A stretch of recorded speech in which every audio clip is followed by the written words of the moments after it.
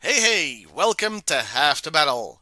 So, a little while ago, I put up a poll on Twitter asking what other toy lines people would like to see on Saturday Shorties.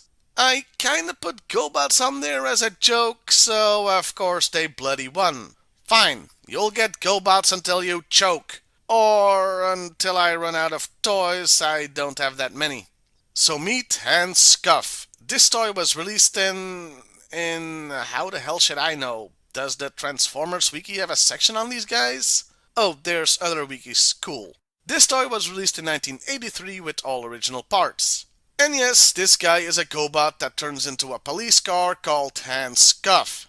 Look, Gobots was known for their weird names, okay? The guy in charge of the good guys was called Leader 1 for God's sake. But hey, Transformers snobs? Optimus Prime literally means the best first, so you don't exactly have the high ground here.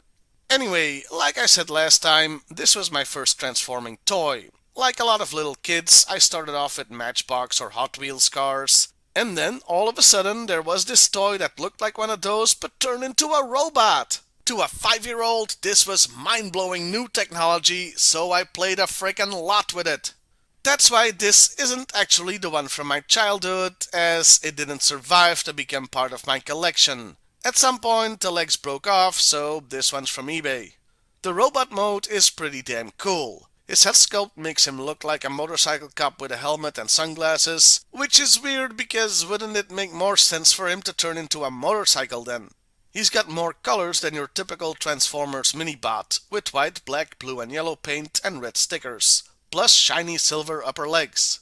With the exception of the arms and the upper legs, most of this toy is die-cast metal, so it's heavier than you'd expect from a robot toy. But it's about the right weight for a Matchbox-type toy car. Mixing metal and plastic does make it more fragile, hence why this one's from eBay. All his articulation is in service of the transformation. His arms can rotate 360 degrees and move up and down, just not in the way you think. I mean, they move up and down his torso. It's actually kind of freaky. Also, thanks to wear and tear and the aforementioned fragility, his arms will slide down without any help from you. You're not needed here, go outside. His legs bend at the knee 180 degrees, and you want to be very careful doing that because, again, fragile. In vehicle mode, yep, that looks like a Matchbox police car. Only better since it has real rubber tires, which I don't think Matchbox or Hot Wheels had back in 1983. They are removable, so good freaking luck if you ever lose one. This really is an excellent vehicle mode. And that was Handcuff. I'm biased again because it was my first transforming toy, but it's my favorite Gobot. If you want to know about the character, Gobots do have their own wiki, so you can go nuts there. Well, I'll see you next time, everybody, and hey, why not like, share, and subscribe if that's your thing.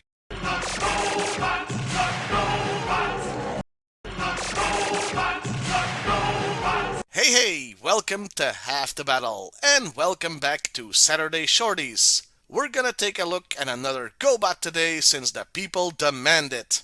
So meet Buggyman. This toy was released in 1983 with all original parts. And okay, I've got to address this, he's called Buggyman, and the last guy we looked at was called Hans. Not very robot-like names.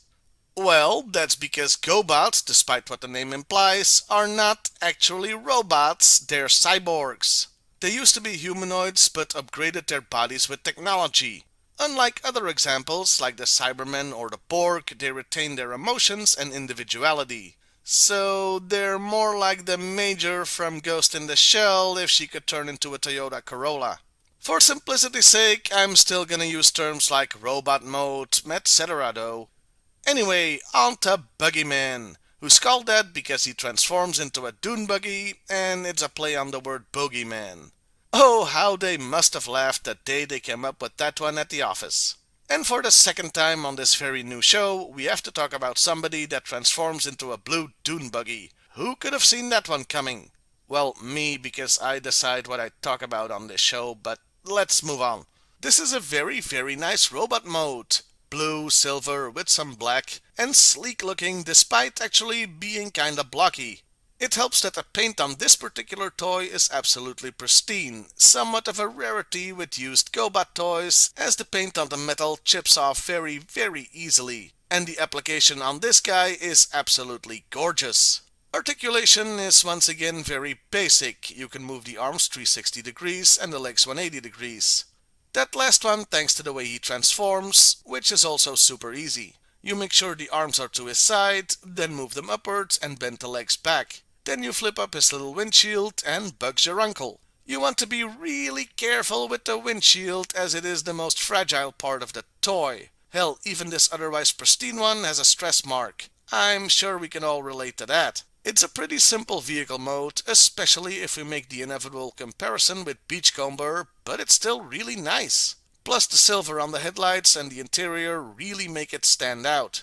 Back to robot mode, let's continue the comparison with Beachcomber. Objectively speaking, the Gobot is the better looking one. I mean, the diecast parts, the paint detailing, it's just better. Though for me personally, Beachcomber is still my favorite just because it was my first Transformer.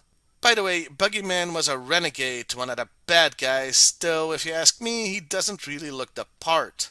As a kid, I used him as one of the Autobots. He just didn't look menacing. Maybe that was the idea. He'd look totally innocent and then one day laser blast you through the chest.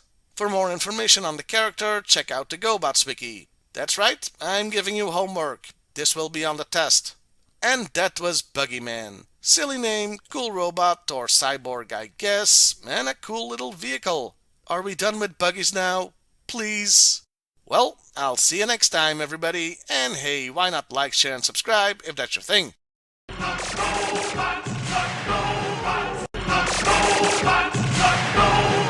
Hey, welcome to Saturday Shorties, a wholly owned subsidiary of Half the Battle. We've looked at 3 mini toys from Transformers, so let's even the score by taking a look at our third Gobot in a row. Meet Phor. This toy was released in 1983 with all original parts. Yeah, his name is Phor, spelled Fetor, because he transforms into a space fighter jet. Are there any Gobot names that aren't puns? Is this just Dad Joke the toy line? By the way, though I do consider myself fully bilingual, English isn't my first language, so I had to write his name as Fighter in the script, just so I wouldn't screw up pronouncing his name. Anyway, let's take a look at the toy. This is another cool looking little figure, predominantly black and red with some silver. It gives him a real menacing look. Now, I know I should really just look at Gobots on their own, but comparisons to Transformers are inevitable. In this case, he reminds me of the Coneheads. You know, because of the head, obviously, and more so if you fold his wings out. Articulation is a bit different than previous Gobots. His arms still rotate 360 degrees, but there's no knee joints since they're not needed for the transformation. His arms do swivel inwards, but I wouldn't call that useful articulation. Transforming him is as easy as your mom. You flip the arms inwards, shove the legs up over his torso, and fold out the wings. And there's your space fighter jet thing. A neat feature are the engines that reveal themselves as you shove the legs up. The jet looks cool from all sides except the bottom, as, like all Gobots we've looked at, you can still see his face. Also, his arms just kinda hang there, but they're sort of integrated, as they have wheels so you can roll the toy if that's your thing. Though your thing should really be liking, sharing and subscribing to this channel. The silver wings look very nice, and I really like the blue translucent canopy. It's a great finishing touch. Phor is a renegade, second in command even behind Cycle. For more information, please rewind this video and watch it again. Or you can go to the Gobots wiki, I guess, if you're thirsting for knowledge or are bored. And that was Phor, a great little toy. Phew, made it through the whole thing without accidentally calling him Phor. And that makes 3 Transformers and 3 Gobots that we've looked at. So, what's next for Saturday Shorties? Well, I don't know, I come up with these when I'm drunk, so your guess is as good as mine. Well, I'll see you next time everybody, and I already told you to like, share and subscribe, so don't make me tell you twice. I swear I'll turn this car around.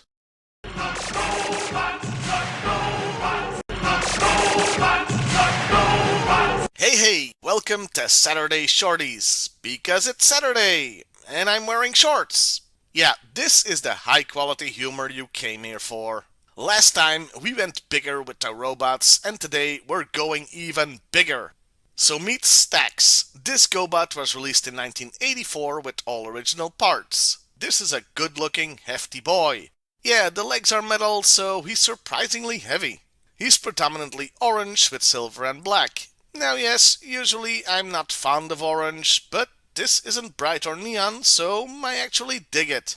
His articulation is mostly so he can transform, but some of it works nicely in robot mode.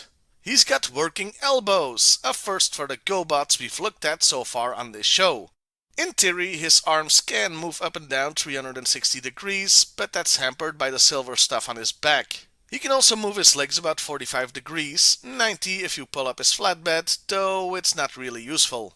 He can also walk on his tippy toes, though you can't pose him that way. Obviously.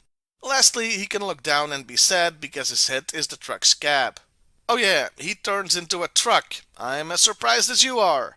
Look, with most transforming robots, it's pretty obvious what they'll turn into, well, if they're Earth vehicles anyway. But here it's really on the nose. Well, if he had a nose.